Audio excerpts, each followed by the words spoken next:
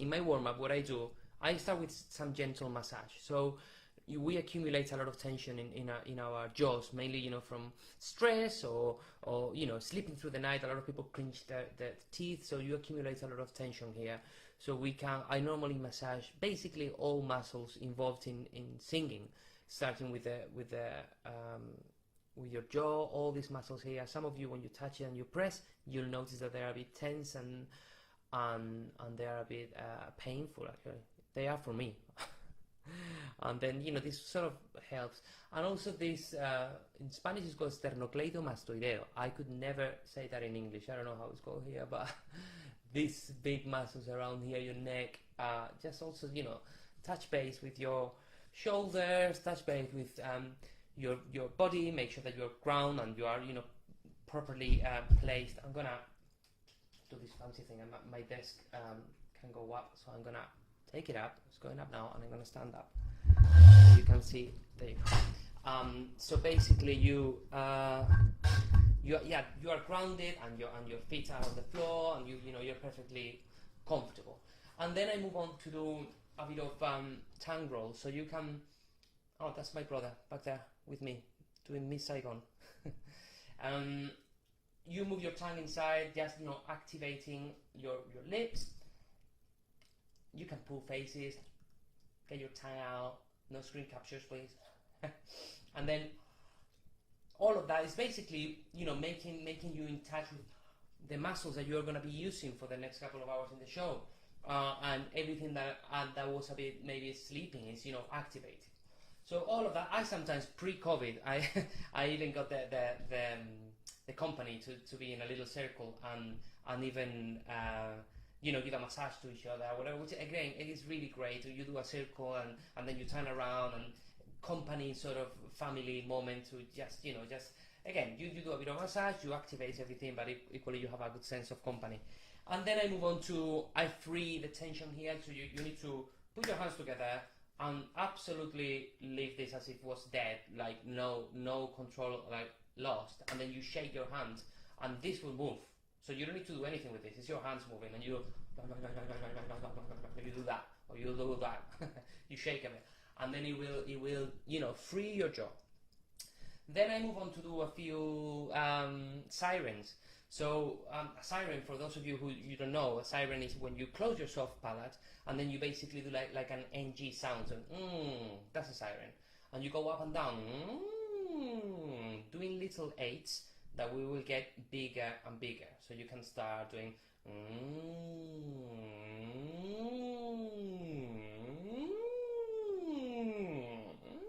all of that. And the trick for me during this phase of the exercise is that we don't try and control and make any beautiful sounds. It's about allowing your vocal folds and allowing your larynx and allowing everything to go where it wants to go by default. So if by doing that you find yourself that is breaking at some point, or you're going to your head voice or down to your chest, it's fine. So if you go that's fine. We are not trying to go we are not trying to control the passaggio at this stage. We're just trying to just let the voice do whatever it wants to do. So so that will give you a sense of where you are today. You know, how often when we are a little bit tired or your vocal folds are a little bit inflamed, the first thing that suffers is the control over your head voice, and you will find that they don't do the cycle fully, and they don't touch all the time, and they don't do it freely. So then it will sound a bit raspy or not in control. So that's a good moment to control. The other thing I do is just take a deep breath to get, you know, start activating your diaphragm and your lungs, and take a deep breath and release through the nose, doing something like. So you know, exhale, and you can breathe upon your air, and that's we do that a few times.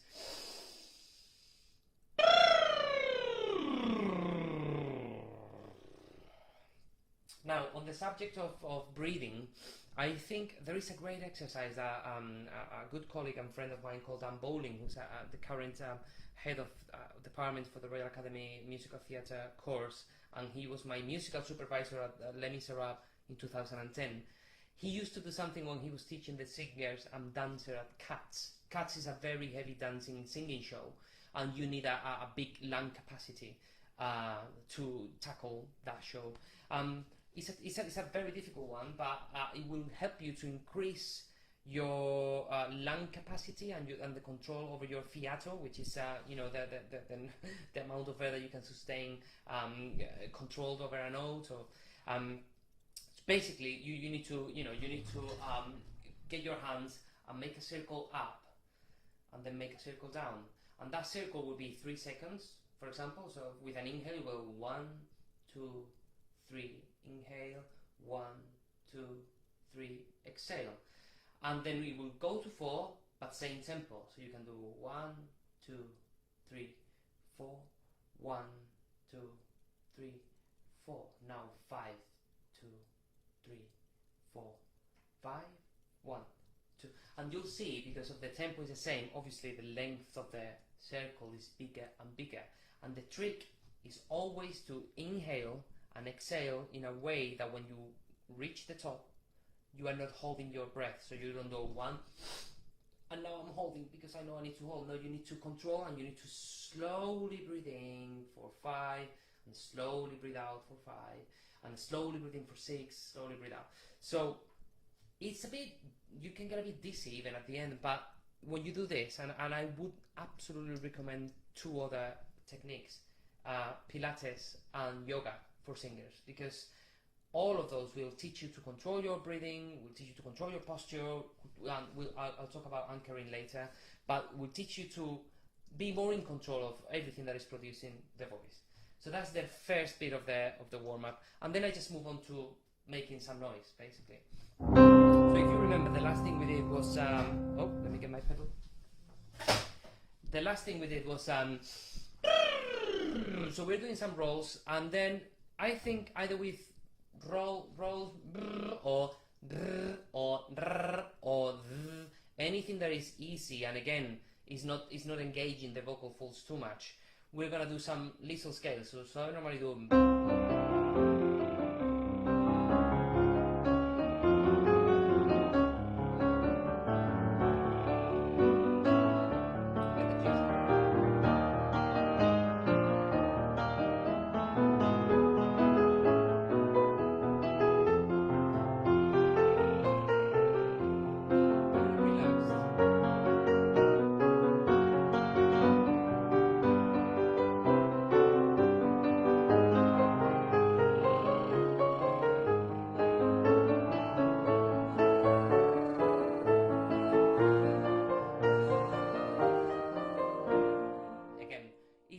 Wants to break, and if you want to go,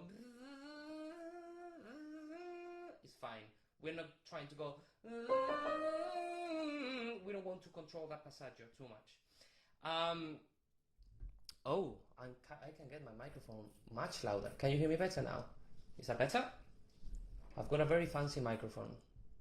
Claire, let me know if that's better. There you go. Well, I'll leave it there. I think it's better. Sorry, apologies. I've got a different mix, so I'm not sure.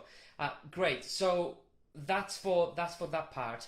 And then I do an exercise that I start with. You remember when I said the siren? So we put like an NG sound. So basically closing your soft palate. So I say the word sing in English, and I hold the NG part of it, and then open to an A. So I do sing. It's important that we don't do sing, but sing,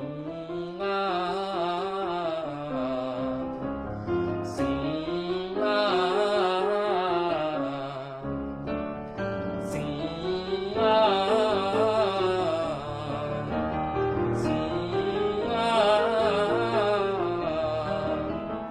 sing, and now from here I move to an E, which is an E sound, and an O. So it would be sing, O. Why is that? Because when you have the NG position, basically, it's like your again, I was talking about where your voice wants to go. Your larynx and your muscles and the position in your speaking natural voice will go exactly where it wants to go naturally. We're not controlling, we're not telling it to go anywhere, we're not just going, you're a singer, you need to lower your larynx and add some twang. No, we're just literally allowing it to go wherever it wants to go, and all we do is to then open the soft palate, and then sound comes out because it's already there. So that's the sort of exercise I'm after with the ah. And then when I go to the A-O, what I'm doing is a little trick to train our bodies as well to EQ our voices, you know, as if you were a sound person and you're applying some EQ. Obviously, the A, O, U is what we call dark vowels. So because of the placements of your tongue and the placement of your larynx, it tends to be darker sound, and it tends to be wider, and all of those adjectives. A and E, because if you say the vowel E for me, you will find that the back of your tongue touches the back of your teeth. It goes E, where you say ah, E, ah, the tongue wants to naturally separate. So by doing E, O, going from an E to an O, I'm sort of forcing my voice to stay on the same level. So I don't end up going sing e o, but I go sing e o. So everything is a bit more EQ, so everything is sounding a little bit of the same, if that makes sense. So that's the next exercise I do. Then I do one that is, I think, quite interesting to work on your twang. One thing to be said about twang is like people very often mistake twang with nasal, sort of nasal quality, and they say, oh, that he sounds or she sounds very nasal, and actually what they mean sometimes is it's got a lot of twang in her voice, and the twang is nothing but a little muscle that we have inside it's an sphincter that we have inside our throat, trachea. That basically what it does is imagine that it creates a little tube inside of a bigger tube, and what is the resulting ring around it will create some overtones that we as singers, we feel in our nose. So you go or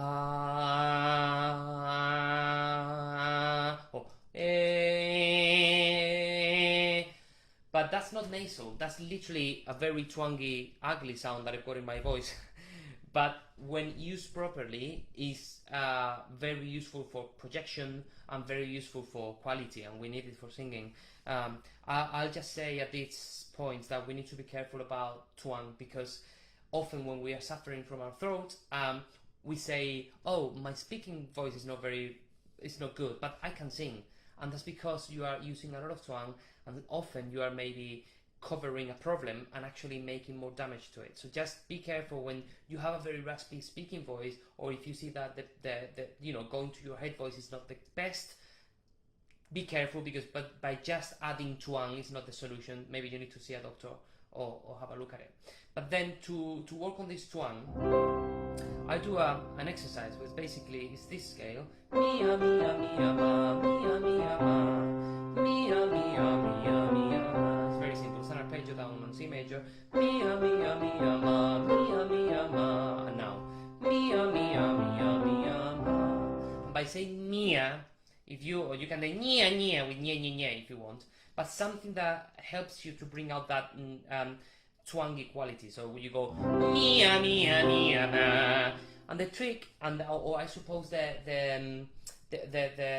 thing that you need to watch is that as you go down in the scale, depending on your register, who you are, if you're a soprano, or if you're a baritone or whatever, but wherever you are in your register, that you try again. Remember what I said about EQ your voice, that you try and maintain that level of twang, so you don't then end up doing mia mia mia ma and no twang at all. Mia mia mia ma. You need to work so the whole thing is connected. So mia mia mia ma, mia mia ma, mia mia mia mia ma, mia mia mia ma, mia mia ma, mia mia mia mia ma, mia mia mia ma, mia mia ma, mia mia mia mia ma.